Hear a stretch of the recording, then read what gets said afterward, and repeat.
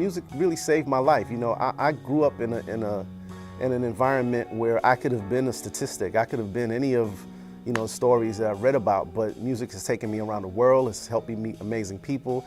It's taught me how to communicate. You know, I've sat in a room with people who didn't speak the same language, who made a song together, and we made great songs together. You know, I've seen conflicts stop because of music.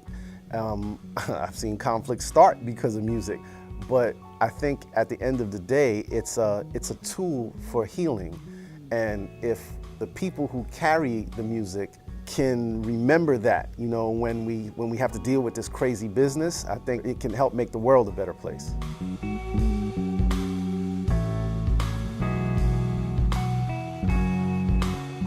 I do feel now that because of the changes in technology, you know, what I used to do in front of a huge mixing board, now, you know, I got a little, you know, something this big and a laptop, and the quality of sound is actually even superior now. I mean, there's certain things to be said. I mean, a great guitar through a 68 Fender or an Ampeg bass amp or you know, a great mic pre, you can't replace those things.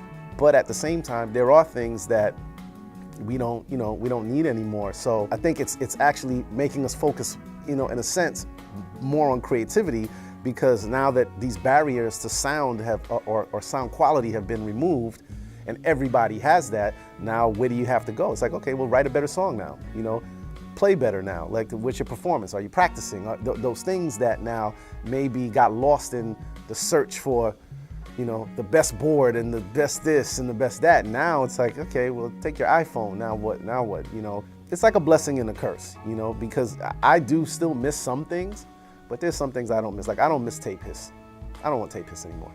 I don't want big reels. I don't want to carry that stuff anymore. Wires, I don't need all those wires. Like, it used to kill me. Records, carrying records.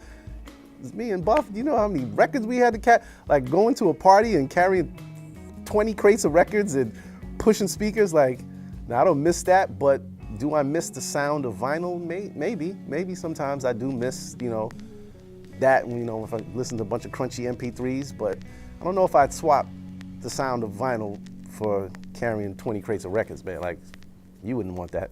How do you make a record in January and release it next January and think that it's still as connected to what was happening when you did it? You know, when you look at how things were, quote unquote, back in the days, you know, music came out. They did it, and they maybe left right from the studio, went straight to the club, put it on, and put it out. You know, now we're back to that. You know, we're back to that kind of time. So that in itself, I think, brings people closer together, and that's inspiring to me. That's exciting to me, because I think our ideas can go directly to, you know, right away, hey, does somebody like it or not? That can help everyone, as long as we have the power to be able to, you know, make that connection.